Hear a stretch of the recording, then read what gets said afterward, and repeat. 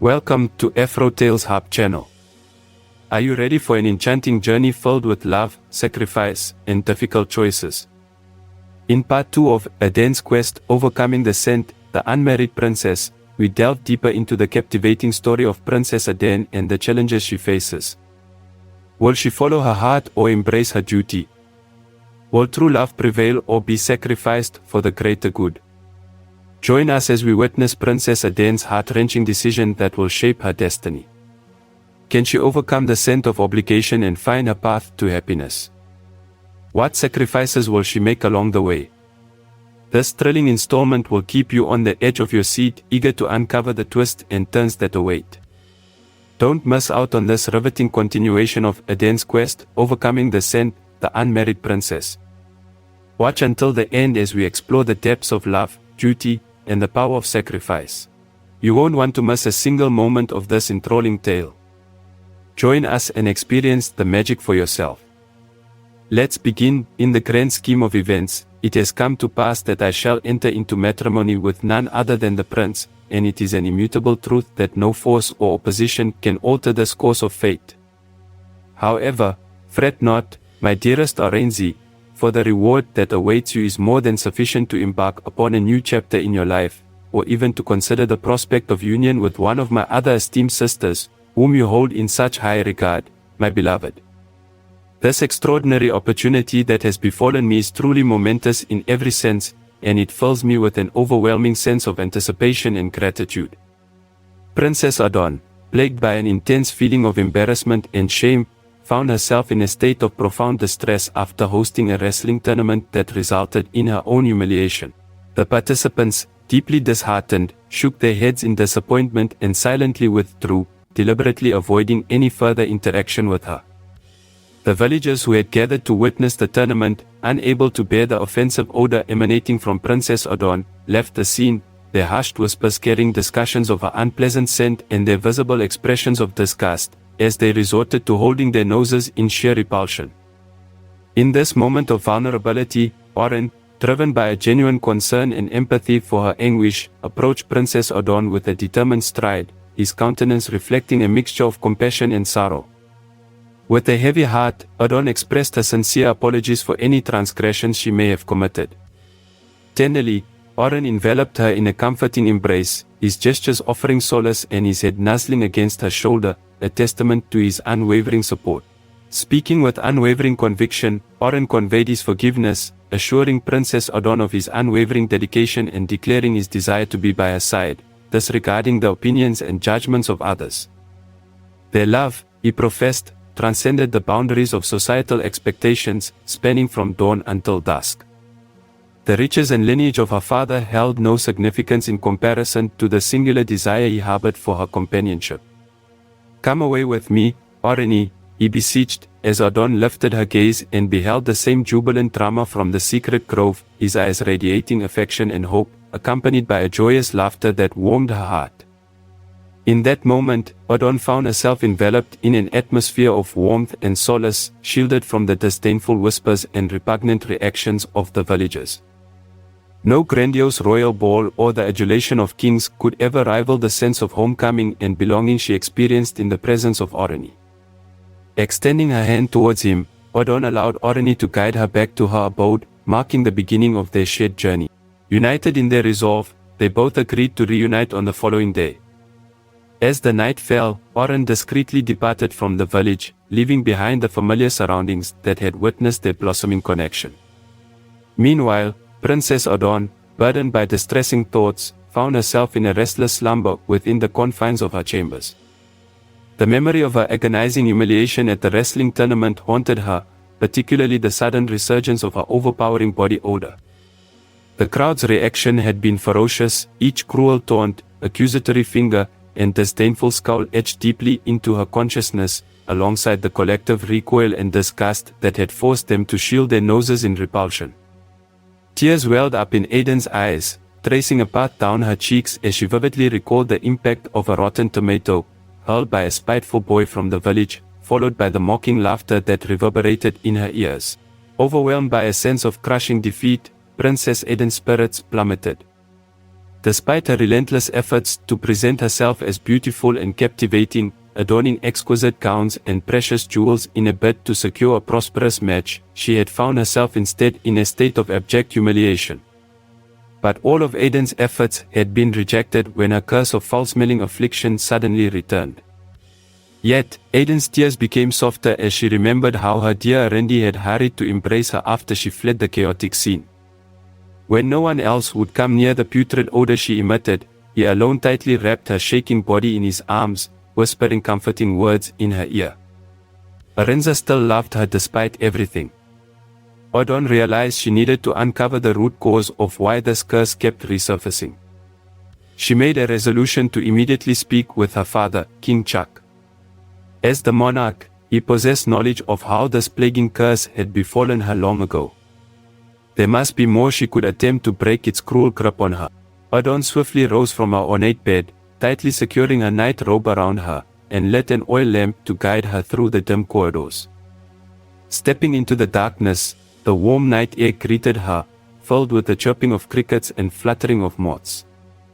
Adanne briskly followed the stone path towards her father's private chambers. Knocking gently, she called out through the intricately carved wooden door, "Father, I apologize for disturbing you so late, but I desperately need answers." "Come in, my child," came the muffled reply. Princess Adanne turned the brass handle and entered silently. There she found the king sitting at his desk, brow furrowed, surrounded by scattered parchments. He appeared to be pondering something as well. "You also cannot sleep, father?" Adanne asked. "No, I am distressed by what happened to you today," he said heavily, shaking his head. "Please, daughter, come sit beside me." The king shifted his chair towards Adanne, taking both her delicate hands in his weathered ones. Once she had settled next to him, his eyes searched her face sadly. Adanne took a breath and said, "Father, I hope that by speaking with you, I might finally understand why I have been cursed with this hideous odor since childhood. Surely, you know the full tale. I beg you, please help me comprehend why I am tormented so." Squeezing his daughter's hands, the king spoke slowly, "Dearest Adanne, there is a painful story from your childhood that I must share, though it breaks my heart to tell it. It is time you learn the whole truth of events long ago and how they shaped the sorrows of today. You see, when you were just a young, carefree girl of 7, your mother, the queen, decided to take you into the village one bright summer morning. She felt it was important for you to see more of the kingdom you would one day rule. As the two of you were strolling along, you came across an impoverished beggar woman pleading desperately for money and food. The poor woman had her own tiny daughter by her side, a girl who seemed around the same age as you, my child. Their clothes were dirty and torn, barely clinging to their thin, hungry bodies. The little beggar girl's ribs were visible through her tattered garments. They appeared exhausted and desperate, my dear, but you were merely an innocent girl who didn't comprehend the hardships of poverty. When the beggar woman caught sight of you and your mother, adorned in fine garments and jewelry, a glimmer of hope sparkled in her weary eyes. She hurriedly approached, kneeling before you, and implored, "My noble queen and lovely young princess, my daughter and I are incredibly destitute and famished. We have gone nearly 5 days without food, and we are on the brink of starvation. Could you please spare us some coins or even a scrap of bread so that we may not perish?" In that moment, the little beggar girl accompanying her was captivated by your presence, a beautiful princess, and she rushed forward to embrace you, my dear. I understand that you meant no harm, you were simply startled by the sudden embrace from a dirty, unfamiliar child. However, in your panic, you pushed the little girl away, repulsed by her tattered attire touching your exquisite silk dress. With your royal hands, you forcefully shoved the small girl to the ground, and as she looked up at you with tear-filled, bewildered eyes, you uttered cruel remarks that I can't erase from my memory. You exclaimed, "Disgusting wretch. How dare your filthy hands touch me? You reek. Your odor is repugnant." In your repulsion, you even struck the little beggar girl harshly across her face. Then, you spat at the impoverished woman who remained kneeling before your mother, pleading for assistance. "Disgusting beggars," you yelled. "Stay away. Leave us alone." Desperate to escape a situation beyond your comprehension, you grasped your mother's arm and pulled her back to the palace gates without looking back. I cannot forget the shame and remorse I feel for not being there that day to guide you both, to teach you that royalty should display compassion for the suffering of our people. In our hearts, there, on her knees in the dirt, the broken beggar woman cried out in anguish, a sound that still haunts my troubled dreams. Tears welled up in her eyes as the distressed little girl clung tightly to her mother, even as you walked away, my daughter. The beggar woman lifted her gaze to the sky and lamented, "Beautiful Princess Adanne, due to your unnecessary unkindness towards my innocent, hungry child, you shall be cursed. For the remainder of your life, you will bear an unimaginably repulsive body odor. It will be so dreadful, so abhorrent, that no one will desire to be in your presence. This kingdom, which has doted on you as its beloved princess, will turn against you. People will mock and ridicule you, regardless of your beauty. You shall experience embarrassment and solitude until your final breath." Then, the beggar woman seemed to undergo a transformation. Although she still appeared weary, she stood tall, her countenance radiating an unfamiliar power despite her ragged attire. She declared, "I am Isamba, the revered goddess of your ancestors. I came disguised as a pauper to assess whether you, a member of the royal family, possess kindness. Alas, you have failed to demonstrate compassion. And thus, spoiled princess, the heavens decreed that my curse shall forever be upon you," with those words accompanied by lightning and thunder. The beggar woman and her daughter vanished in the wind as if they were mere dust. Simultaneously, my dear, you fell unconscious to the ground, succumbing to the curse of the goddess. Fear overwhelmed me as the guards carried you back to the palace. We summoned priests, healers, magicians, and doctors from all the kingdoms, hoping to save you. Day and night, we chanted ancient spells, desperately seeking a glimmer of hope, praying that we hadn't lost you forever. Thankfully, after 3 days of continuous care and attention, you finally opened your eyes, my child. However, our joy quickly turned to shock and sorrow, as the most repulsive smell any of us had ever encountered permeated the air. A dreadful, suffocating odor emanated from your body, filling every corner of your room. We discovered that the beggar woman was, in fact, a goddess in disguise. Her curse had taken hold of you, leaving you with an unimaginably foul body odor for the rest of your life. Despite the kingdom's efforts, potions, salves, prayers, and ceremonies, nothing could alleviate your condition. We hoped to appease the wrathful spirit of Isamba, but all our attempts were in vain. You, my child, suffered in isolated loneliness, bearing the weight of your affliction. Not only did you endure the misery of your condition, but we also witnessed a drastic shift in the people's sentiments toward their once beloved princess. Love turned to disgust, followed by neglect, mockery, and even cruelty from those who had once adored you. It was a painful transformation triggered by a single thoughtless act. Since that unfortunate turn of fate, we have endured constant suffering. It was not due to any initial fault of yours, but rather the absence of the gentle guidance you needed. And now, here we are, both consumed by grief. So much time has passed, yet our remorse lingers as fresh as the day the beggar goddess cursed us. I should have dedicated more time to teaching you that compassion must be nurtured from an early age. Now, this painful lesson comes too late, exacting a steep price from both of us. This truth troubles me, and in sleepless nights, I hold on to the hope that in the years to come, you may find an opportunity to learn and grow from your suffering. Perhaps, if fate allows, you may even be able to help others. Even the most arduous situations can change with time. We must persevere, my daughter, despite the misfortunes we have faced. If we surrender to despair, we lose everything before truly experiencing life.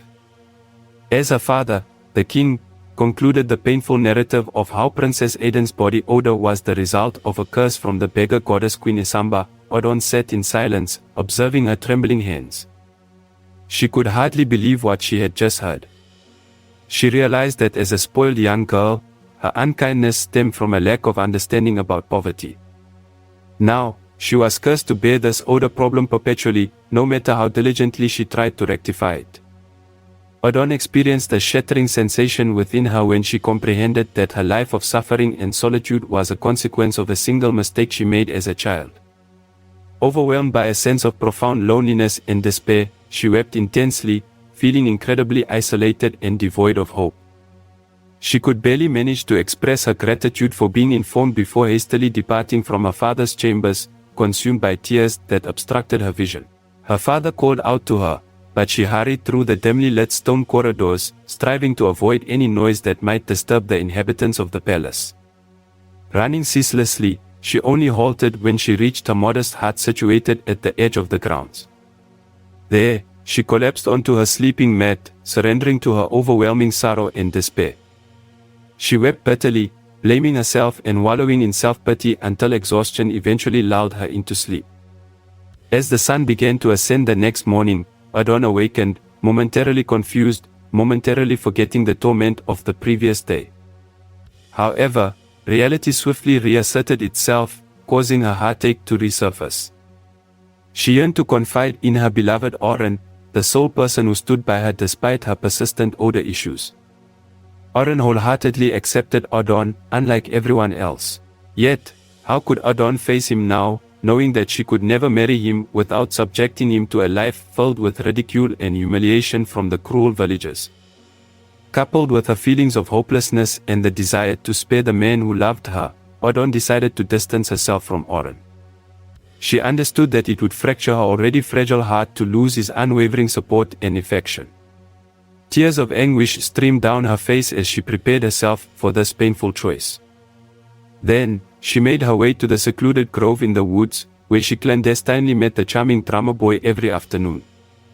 Upon arriving at the grove, Adanne beheld Adanne eagerly awaiting her arrival, his radiant smile brimming with delight. His happiness nearly caused her to abandon her decision entirely. Suppressing her tears and speaking with a quivering voice, Adanne swiftly disclosed her revelation, her voice trembling with emotion. "Arians, I have just discovered why I endure this terrible affliction. I was cursed when I was young due to my cruelty, and now I am doomed to carry this foul odor, rendering me unlovable." She paused, taking a deep breath amidst her tears, before continuing. "You possess such goodness and deserving qualities that being with someone like me, who has been disgraced due to past actions, doesn't seem fitting." Through tears, Adanne looked at his shocked face and uttered, "I release you from any obligation to someone cursed like me. Please go and live your life happily, find another girl to love and marry." Adanne listened silently to Adanne's painful words, his expression filled with deep concern. As she finished speaking, his smile faded, replaced by sympathy. He reached out and gently held Adanne's trembling hand, saying, "My dear princess, you were just a child back then. You couldn't have known." Adanne cried even harder, but Adanne continued softly, "Can't you see? You're not a bad person. Can't you see that I am disliked for a reason? You deserve someone better than being tied to someone like me." Quickly, Adanne moved forward and embraced the shaking, sad princess, holding her close as she broke into tears. "Hush, my dear," he comforted. "You don't need to feel guilty for things that happened long ago. We all have moments we wish we could change." Aranza gently lifted Adanne's chin, meeting her teary eyes. "What matters is the kindness and compassion I see in you now. That's what tells me you've learned from your suffering." He wiped Adanne's tears away. "The past may hurt, but we can find happiness in the present. I don't care what ignorant villagers say. I love you, flaws and all. I'll proudly stand by your side if you let me." Adanne let out a shaky breath, feeling relieved and grateful. Aranza still loved her, even knowing about her past mistakes. "But doesn't it bother you that I am cursed and everyone avoids me?" she whispered with uncertainty. Adanne gently placed a finger over her lips. "I choose willingly, with no illusions. Any difficulties will be something we face together." He pulled Adanne close once again. She felt tired but suddenly hopeful, embraced in unconditional love. No more words were needed in their special, quiet sanctuary in the grove. Princess Adanne simply snuggled into Adanne's strong embrace, finally at peace with her revealed past. She let go of her worries, allowing them to drift away on the soft forest breeze that surrounded the devoted pair. They held on to joy in each other in the happy weeks that followed after Princess Adanne shared her cursed condition with Oren. The two lovers became even closer and happier together, finding comfort, trust, and understanding in each other's company.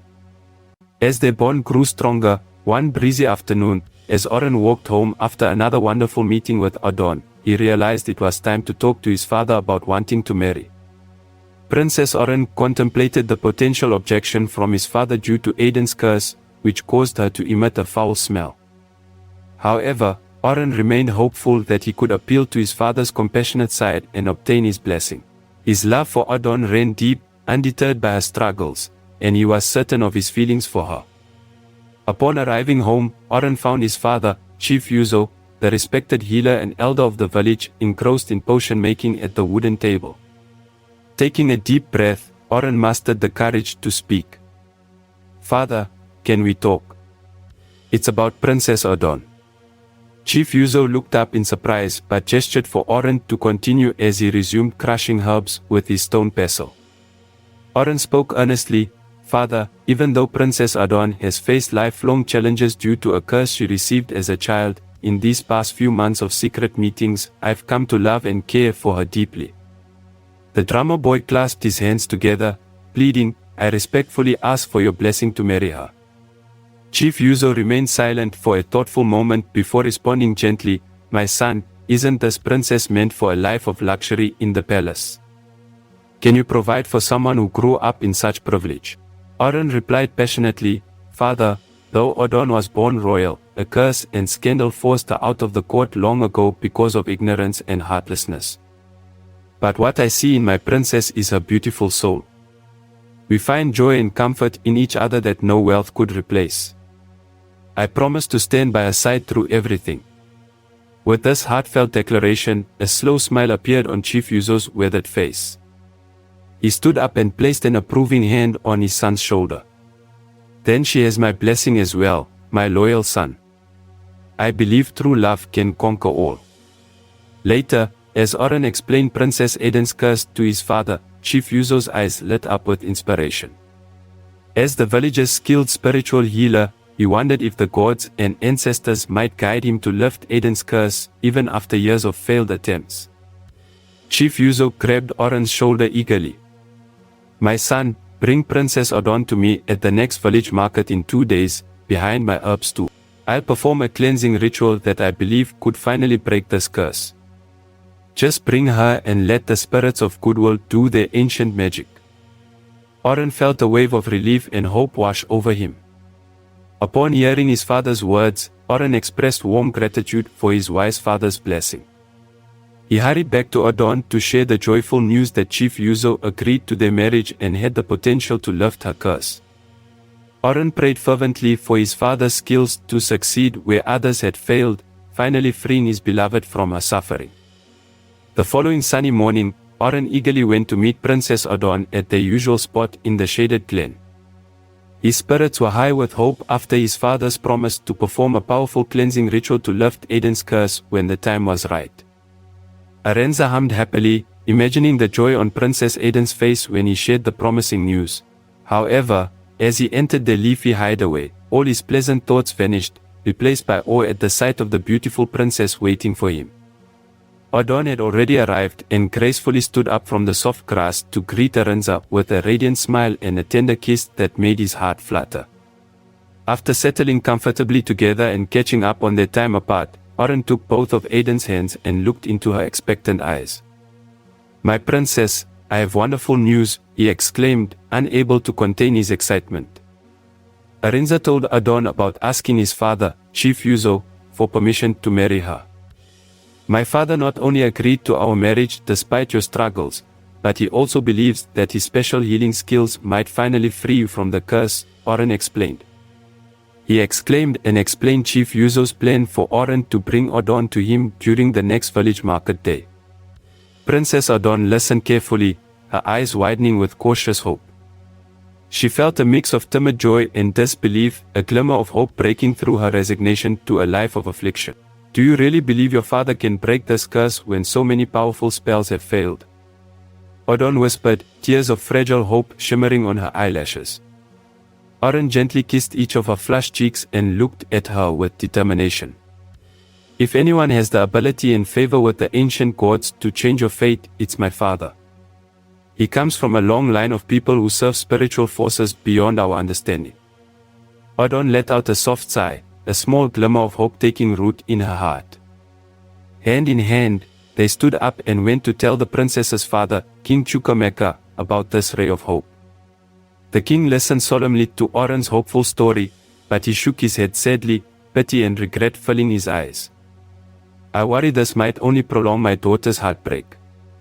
We've tried every rumored solution across 5 kingdoms over the years, all in vain. But if this healer can spark even a glimmer of hope in Adanne's eyes, I won't object, King Chuka said, giving them his blessing. Adanne and Arinza barely slept that night, filled with delicate anticipation. Several days later, on the morning of the bustling village market, as Chief Yuzo had planned, large crowds gathered along the grassy banks of the winding river that bordered the kingdom. News of the significant cleansing ritual for Princess Adanne, to be conducted by the respected village elder and healer, Chief Yuzo, had quickly spread by word of mouth and attracted multitudes.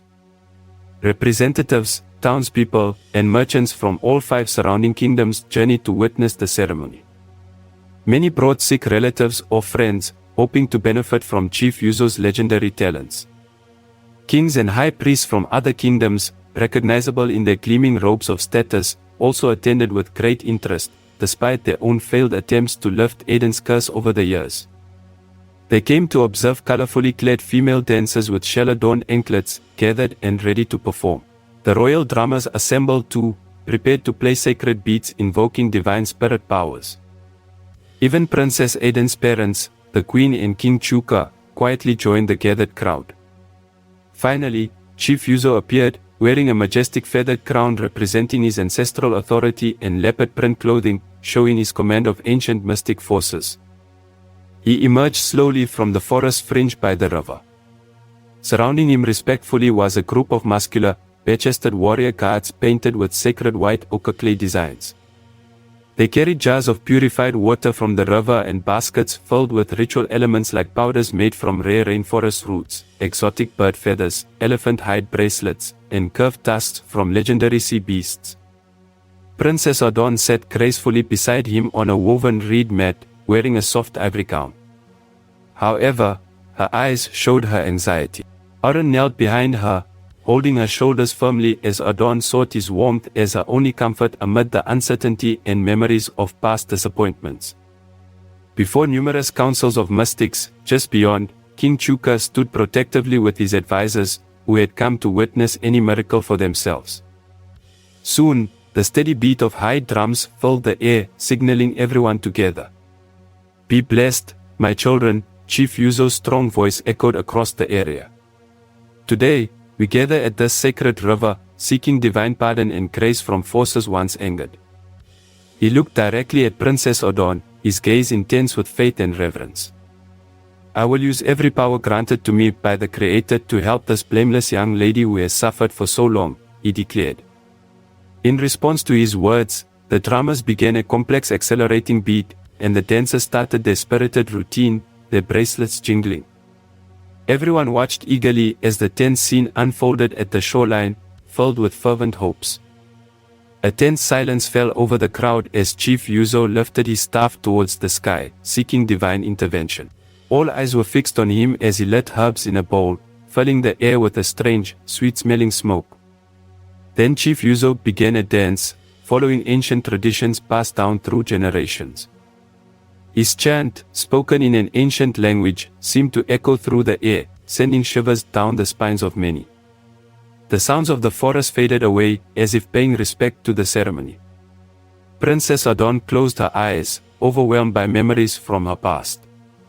Memories of a beggar child she had once rejected and the harsh words she had spoken without remorse. Meanwhile, the other kings observed Chief Yuzo's actions with solemn approval. While Adanne struggled to control her emotions, after an hour of intense ritual, Chief Yuzo grew weary, examining the bones and shells scattered on the ground for signs from the spirits. Unfortunately, the signs remained unclear and unfavorable. Disappointment rippled through the crowd as Chief Yuzo prepared to make a second plea. This time, an assistant drew a small amount of blood from Adanne's wrist as an offering. Yet, despite their efforts, the ritual was unsuccessful. As the morning progressed, Chief Yuzo continued to pour all his energy into a third and fourth dance, sprinkling red purple powders over Adanne's kneeling form. However, despite his heartfelt efforts, the crowd grew increasingly doubtful and restless. Some began to grumble, accusing Yuzo of being a fraud. Adanne fought back tears, feeling the familiar sting of disappointment. Arinza held her close, offering words of comfort while glaring at the hecklers. Even the dignitaries shook their heads in disbelief, unsure of what to do until the ceremony was over. Only King Chuka remained, holding on to hope that the situation would somehow change. Meanwhile, Chief Yuzo felt exhausted and confused. His methods, which had always succeeded in the past, were failing him. Now sensing the gravity of the situation, Yuzo drank some water brought by young Arinza and appealed to the ancestors for guidance. He realized that only love could overcome the cruelty of the curse. With newfound understanding, Yuzo decided to approach the situation with raw humanity, rather than relying solely on official rituals. Yuzo took off his fancy clothes and went to Adanne, who was sad and tired, and held her hands tightly, looking into her eyes with seriousness. In a loud voice, he called out to Queen Asuma in the sky. Instead of doing fancy dances, Yuzo surprised everyone by kneeling with Adanne on the muddy ground, their heads bowed and hands together. Yuzo spoke from his heart to Queen Asuma, humbly asking her to listen and begging for mercy for Princess Adanne. He hoped that there was still goodness left in the queen.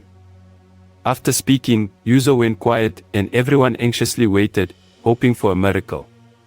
Seconds felt like forever as they waited to see what would happen. Suddenly, strong winds rose from the calm waters, swirling around the ritual site. People gasped as spirits of ancestors appeared above the river. Then, right before Chief Yuzo, a beautiful goddess emerged in a flash of bright sunlight, piercing through the clouds. She wore threads of pure copper, and people shielded their eyes and turned away, recognizing the divine presence of Goddess Asuma. When the glow faded a bit, everyone looked at the goddess. Asuma spoke to Chief Yuzo in a kind voice, acknowledging his devotion to Princess Adanne. She looked at Adanne, who trembled but met her gaze. After a moment, the goddess said, "So be it, child. Even the coldest heart can find its way to light."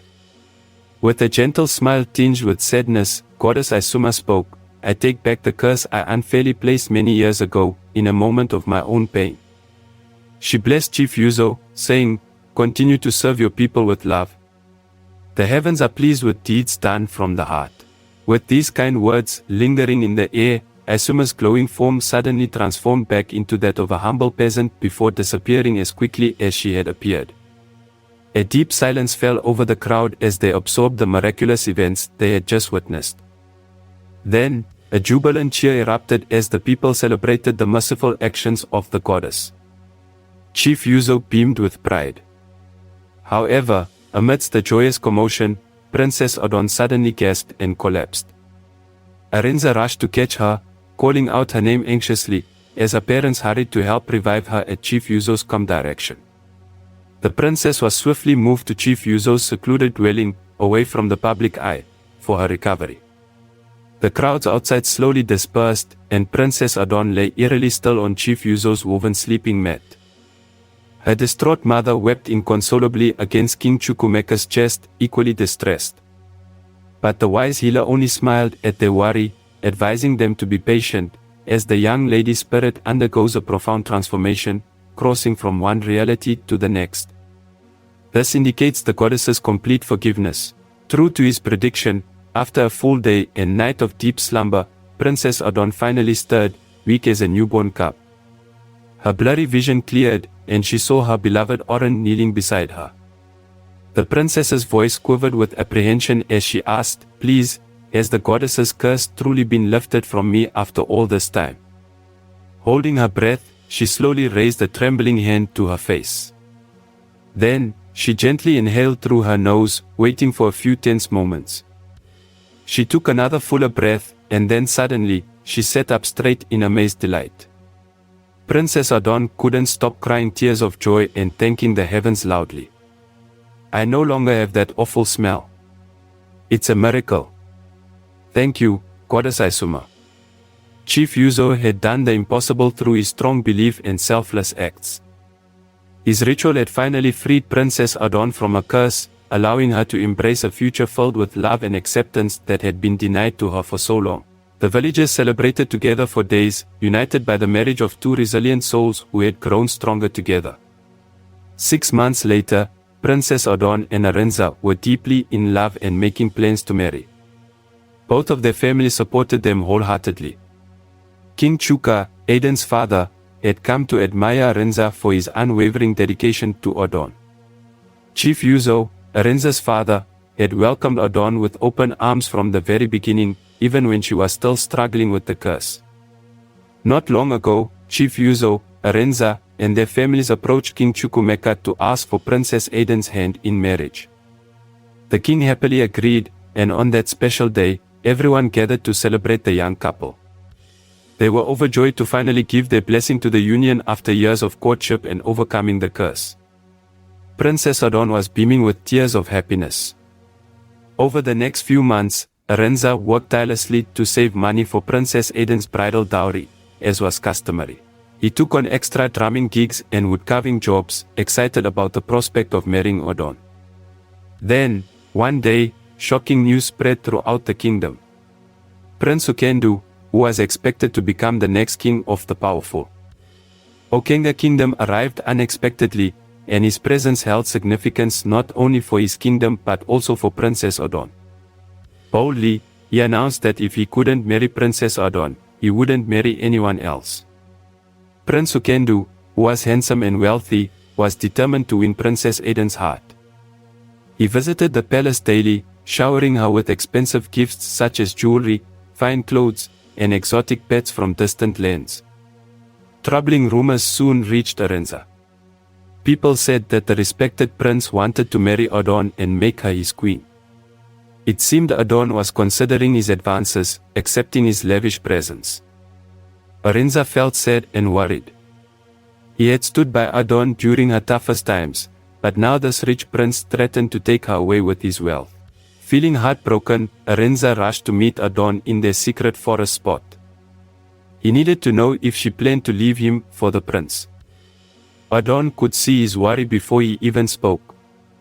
She reached out to hold his hand and pleaded, "My love, please don't doubt my feelings for you just because a prince is trying to impress me.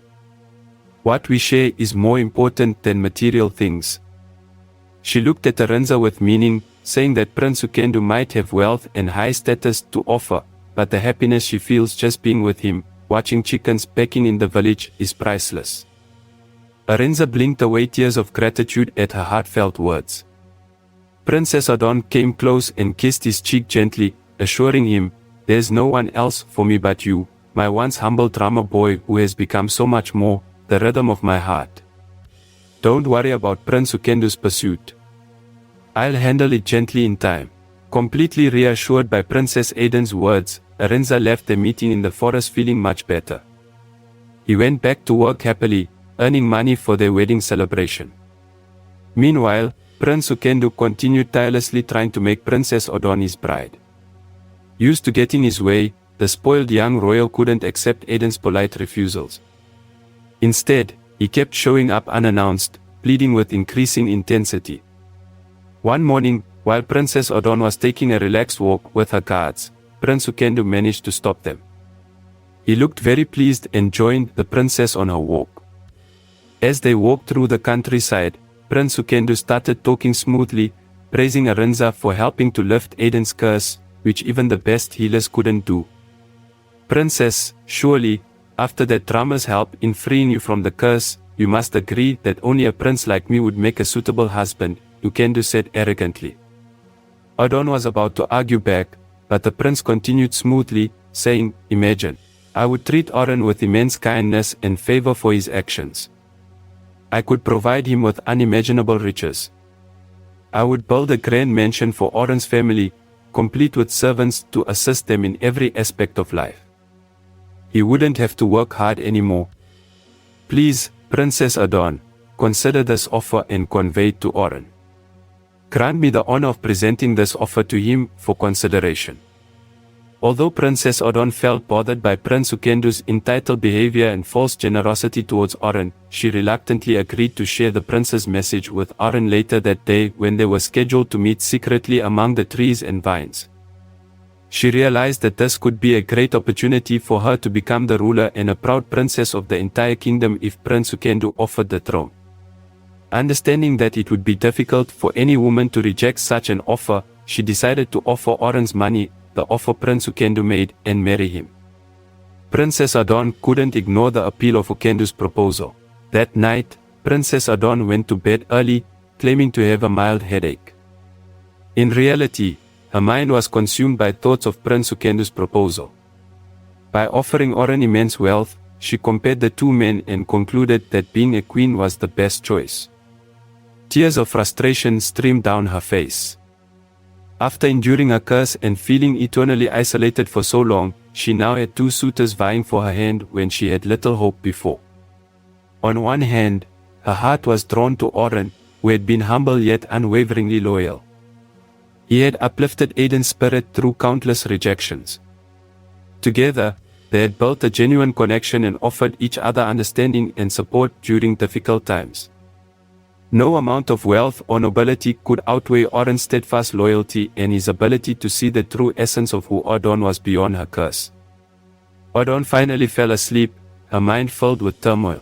The next morning, Adanne happily whistled as he went to the grove where he and Adanne usually met.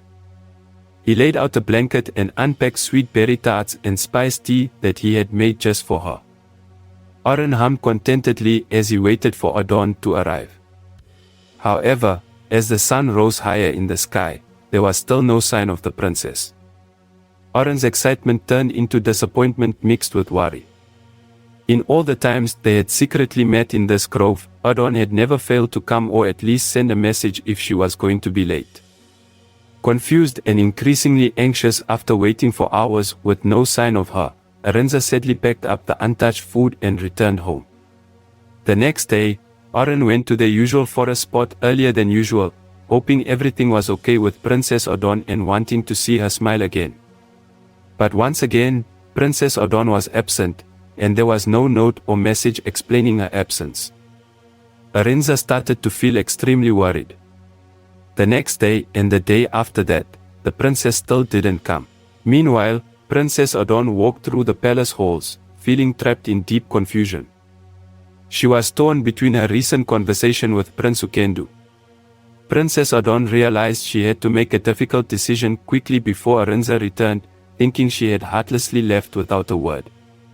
On a gloomy rainy afternoon, Princess Adanne made the tough decision.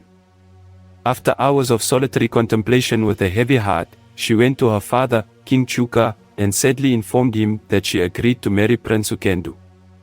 This was her final decision, aimed at maintaining royalty in her lineage. She explained that the prince would provide gifts and money to settle Arinza and his family. The king, feeling saddened for his daughter, listened with understanding as she shared the story of Prince Ukendu's persistent pursuit and promises of prosperity for Arinza's family. King Chuka knew well the weighty responsibilities that came with royalty. Seeing Adanne give up her hopes for reciprocal love was deeply painful for him. He stepped forward and comforted his quietly crying daughter. "My dear daughter, we royals often have to set aside our personal feelings for the sake of our duties to the state and crown," he said with a heavy heart. "But I must confess, if only you could give fate a little more time." Here, King Chuka paused, a curious smile appearing. Adanne looked at her father with a puzzled expression, wiping away her tears. "What do you mean, father? Time for what?" The king chuckled softly, a hint of hope returning to his tired eyes. "Just be patient, my child. Keep an eye out in the coming days for destiny to set things right through forces beyond our control." With that cryptic message, Adanne couldn't gather any more information from her smiling father that strange day. Feeling confused, the princess returned to her lonely room to grapple with the difficult decision she had to make. She decided to proceed with her plans to offer money to Arinza as gratitude for his past help in removing her curse. She accepted the harsh reality that she would marry Prince Ukendo and become queen, even though it meant relinquishing the possibility of being with Arinza. It was a sacrifice she felt she had to make for the greater good, even if it shattered his heart. The next morning, Princess Adanne mustered her courage and dressed in simple clothes akin to those worn by villagers. Hesitantly, she walked through the forest to their special spot. Her heart weighed heavily as she saw Arinza already waiting beneath their favorite tree, his eyes closed and a hopeful smile on his lips. Adanne felt a pang of sadness, realizing he had come early, excited for her return after such a long time. But now she had to shatter his heart with her news. Approaching Arinza quietly so as not to startle him, Adanne gracefully knelt on the picnic blanket they had woven together in happier times. Memories flooded her mind, filling her with both joy and sorrow. Arinza sensed her presence and opened his eyes, his face lighting up with joy at seeing her again. "On," he exclaimed, reaching for her hands with love. "I've been so worried. What kept you?" However, his expression changed when he saw Adanne's plain clothes and simple appearance. Worry replaced his joy as he closely studied her face. "Is something wrong, my love?" he asked, growing more alarmed. Princess Adanne tried to speak, but sadness choked her words. Her tear-filled eyes revealed the difficult news she had to share. Arinza looked at her with compassion and concern, sensing something was amiss.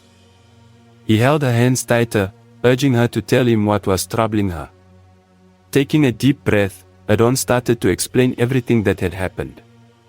She recounted how Prince Ukendo had approached her, insisting on marrying her and offering riches for Arinza's family if she agreed. She confessed her inner struggle between following her heart and feeling obligated to consider the offer because of all Arinza had done for her. "I want you to know, my dear Arinza, that I only want what's best for you and your family," Adanne said sadly.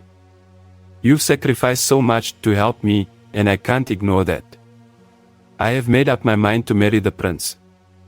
He promises to give you gifts and riches beyond imagination. He would build a grand mansion for you and your family, complete with servants to assist you in every aspect of life. Your family deserves rewards for the sacrifices they made to stand by me.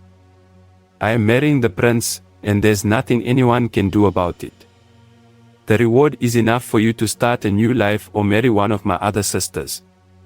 Please, my darling Arinza, this is a tremendous opportunity for me. Thank you for listening. I hope to see you in part 3.